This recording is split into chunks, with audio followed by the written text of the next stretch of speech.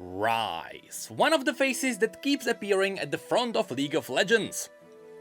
Even though his play rate has never been that good, but it's mostly because he is one of the originals. His story has always been pretty good, and since he is basically the main superhero of the entire universe of League of Legends, it is no surprise that when he dropped into Legends of Runeterra, his story there was also pretty good. Not necessarily because his story would be moving forward, but rather his cards explain his lore in a really cool way.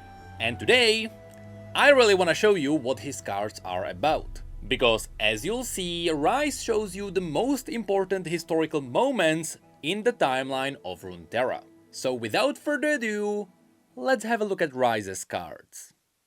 Unfortunately, unlike all the other new champions, Ryze doesn't have too many supporting cards. In fact, technically he has none. The only cards supporting him are the runes which he generates himself. So they are taking place of the traditional allies. Anyway, let's start with Ryze himself. Ryze crested the ridge, accompanied by Kael's silent servant.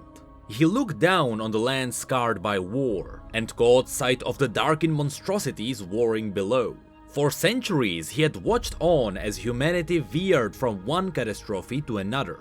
What if, he thought, his efforts were futile, and Runeterra was doomed to die? Now, if you watched the last video, you may know that Ryze is part of this expansion because Kael called for his help. So far, this was not explained, but somehow Ryze and Kael became friends. Kael is aware of what Ryze is doing, and as you can see in this art, Kael sent one of her messengers after Ryze to summon him into battle. Which kinda confirms that Ryze is so powerful even Celestials respect his power. And then we have the leveled up version. Specifically, this happens after Ryze taps into the power of the rune. Or at least he's not tapping into the power, because that would be able to snap his mind. But he's tapping into the memories the shards of a world rune can carry. Which makes me wonder if all the events we are going to see were indirectly affected by a world rune. You'll see what I mean by this in just a moment. Regardless, this is happening after he went through all the visions. Ryze pulled himself back to the present. The mindscapes he had visited had answered his questions and filled him with purpose. The flaws of Runeterra's people, great as they were, should not condemn them to oblivion. A quote which basically confirms, Ryze knows people are stupid, but he's going to save them regardless. We then have the spell delve into the past. Before him, the world teetered on the brink of apocalypse. Ryze had the power to save Runeterra, but as he watched the carnage unfold ahead of him, a single question lingered in him. Should he? He resolved to create mindscapes of Runeterra's pivotal moments, and let his understanding of the land's history decide its future. The question, should he, is probably referencing, should he use the world rune to end it all? This would probably destroy all the Darkin, but it would also endanger himself, which means Runeterra would be rid of the only person who is trying to save everyone from the world runes. And as you can see, while some people are theorizing that all the visions we are going to see were affected by the world runes, personally, I don't believe that's the case, and it is just Ryze using magic to look into the past to kinda inspire him on whether he should keep fighting. So, let's have a look at the visions. The first vision is from the Shard of Violence, which shows us the Icathian war against Shurima. The reason I love this one so much is because, for the first time, we can properly see what the Icathian soldiers looked like. We were always wondering what was happening with Jax's mask, because that metal plate was never really explained. But here we can see that most of the Icathian soldiers are in fact using metal plates as their helmets. As to why he looks like a cyborg in Wild Rift, we still don't know, but that's not important. Let's have a look at the vision itself. Ryze watched on as the mindscape before him constructed itself. Before him, the Icathians warred with Shurima in a desperate bid for freedom. Ryze knew too well what came next, but watched on regardless. Cruel purple tendrils burst out, engulfing the battlefield. Icathia reached for freedom, but in the darkness, unleashed the void upon Runeterra. The reason why Ryze chose this as a pivotal moment in Runeterra's history is obvious. This was the biggest void gate that was ever opened on Runeterra, and it was done by the powerful Icathian mages and their mage king. And if this moment didn't happen, the Ascended would never technically be turned into the Darkin, because it was this Icathian war that broke the minds of the Ascended and turned them into the Darkin.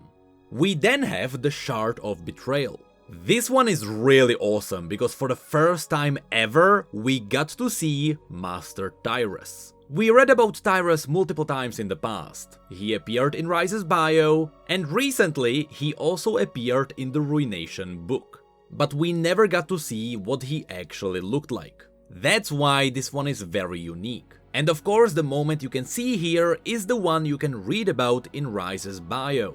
It's when Tyrus was getting corrupted by the world runes themselves. And because at the time Tyrus was the one who was collecting the world runes, and he was the one who wanted to save people from their own destruction, after his mind started being corrupted by the world runes, which made him crave for power, even though he was his student, Ryze had to kill him and take on the responsibility of saving the world.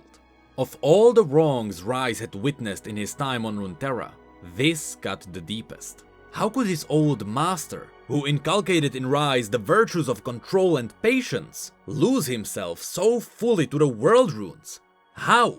Of course, this is a pivotal moment, because if Ryze didn't take on the responsibility, and if he didn't kill Master Tyrus, Tyrus would probably be the most powerful mage on Runeterra, but he would also be ready to use the runes to rule the world as a tyrant.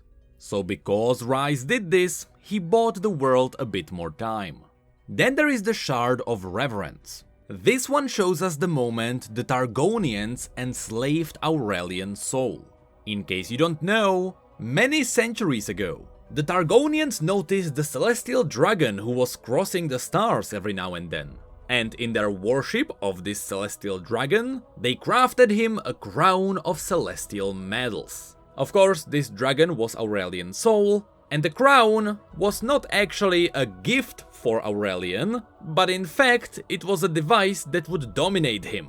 And of course, because Aurelian was egoistic and he quite liked the fact that people worshipped him, he put on the crown without care, and that's how Targonians gained control over him. Of course, some of the Targonians were also the Ascended, and that's why in the past Pantheon used to hold the reins of Aurelian, but after the aspect of war died, it is most likely the aspect of Twilight who is now in control of Aurelian. With that said, remember that Aurelian's mind is not fully controlled. Aurelian is still free to do whatever he wants, but the crown functions as a leash. The Targonians can always use it to pull Aurelian towards Runeterra, which is where they would tell him what they want from him. And if Aurelian disobeys, the aspects can destroy one of Aurelian's stars. And because the stars are Aurelian's creation, and they are indirectly part of his own body, he can really feel the pain of a dying star. Lust for power seemed a common trait among Runeterrans. Even Targon's revered few craved it. And so, when they realized that simple flattery could bring them the power of the stars themselves, they didn't hesitate. Of course, this quote references how the Targonians crafted the crown for Aurelian. It was slavery disguised as flattery. And then there is the Shard of Hope, where we can see a moment from the story which all of us are familiar with. It is the moment the Blessed Isles were turned into the Shadow Isles, which also created a major threat on this planet. Love, a fog that blinds the wise to reason, and that rids the patient of patience. Ryze watched on as the king lowered his beloved beneath the waters, and closed his eyes as the screaming began. Ryze felt the cold grip of undeath spread through the room, then beyond. All for love. Of course, this card is also indirectly referencing the fact that Ryze did indeed appear in the Ruination book. He and Tyrus met Callista, and both of them were aware of what was happening. They just didn't know what would happen in the end. Eventually, I still plan on covering the entire lore of the Ruination novel, but just know that Ryze is aware of who Viego was. Which is funny because he probably should have helped during the Sentinels of Light. Anyway, finally there is also the Shard of Madness. And this one is interesting because this is how the Darkin Wars began. This happened after the Icathians unleashed the Void, and the Ascended were forced to fight them, which really corrupted their minds, and it happened after Azir was killed by Zerath, which left the Ascended without a leadership, so the Ascended essentially fought every man for himself. And that's how, with their broken minds, they slowly turned themselves into the Darkin. And here we can see the moment the Darkin finally turned against each other, as they disagreed on who should be in charge of all the Ascended. The God Warriors of Shurima were thought peerless, perfect, but years of war against an unstoppable foe eventually bowed their spirits and broke them entirely. Zolani and Aatrox turned on each other in a dispute that soon threatened Runeterra's very existence. Of course, this is a pivotal moment, because the Darkin Wars ravaged most of Runeterra, and as they warred, the environment around them became scarred. But more importantly, after things got so out of hand that the aspect of Twilight had to come down to Runeterra and seal the Darkins inside their weapons, the humans then started uncovering the World Runes. Now by that point, the World Runes have been scattered and hidden all over Runeterra. We don't exactly know how the runes got onto the planet, we just know that it was some mysterious celestial who did it. But the point is, the runes were hidden. But because the Darkin Wars turned the land upside down, mere mortal humans started uncovering them. Which started the Rune Wars, where mortals started using the world runes against each other. And that gave Ryze his job. That's why the Darkin Wars are such a pivotal moment. Perhaps they are even more pivotal than the Rune Wars themselves. Because without the Darkin Wars, none of the other events would happen. So yes, Aatrox and Zolani really screwed up. Anyway, while this is really it for Ryze's cards, his interactions with these cards show us something really cool. First of all, when it comes to the interactions, yes, we have to mention something we mentioned last time. Are you and I the only ones standing up to this madness? Who else can, old friend? As you can see, Kayle called Ryze an old friend. And I'll be honest, I'm not really sure how the two became friends. Because the point of Kayle's story is that Kayle was gone. She was in the Celestial Realm looking for her mother. So when did the two have time to become friends? We kinda don't know. I'm hoping we'll get a story that's going to explain this. Anyway, then we get quotes for the shards. You must be Ryze. Bow to your queen. You're not the first to ask me. You won't be the last. This quote is so simple and yet it is a great reference. As Ryze is looking for the world runes, he's meeting a lot of powerful people who want to claim them. So of course he met a lot of kings and queens in his life. Also, we should mention, Ryze's life is being prolonged by the power of the world runes. So yes, he met a lot of people. Zolani, I have seen your statues. The people loved you. They will love me once again, as will you. Of course, this is a reference to Zolani's statues, which are found in Shurima, all of which were destroyed by Aatrox. And then we have the quotes for all the different shards. Tyrus, you left me alone. And for what? Your final lesson, that I alone must bear this burden. I love how disappointed he sounds when he's talking about the betrayal. He really trusted Tyrus. However, Each shard gets a different quote when Ryze levels up, with the level up being when he turns from a tired superhero into a hero that's going to save the world. Their power bent your will, but they cannot doom the rest. The teacher was flawed, but his lessons were not. For example, here in his leveled up version, Ryze accepts the lesson of seeing his teacher corrupted. Viego knew the risks and forged on regardless. How can the pursuit of love warrant the end of reason? Now for the Shard of Hope. He actually feels sympathetic towards Viego's tragedy. But that sympathy doesn't prevent him from agreeing that Viego still did some horrible things. Who am I to judge a broken man with good intentions? Desperation begets folly, and none were more desperate than Viego.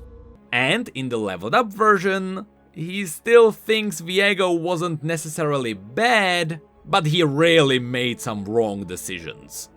The Ascended thought they could best the Void. How far they fell. War. It breaks the best of us. Of course, the Shards of Madness are referencing how broken the Darkin became after facing the Void. The Darkin fell to madness, but the people can be saved. I will not punish the innocent for past crimes. And in the leveled up version, he's ready to fight for the innocent. Arrogance plagues us, his and ours. We crave control, break our backs for it.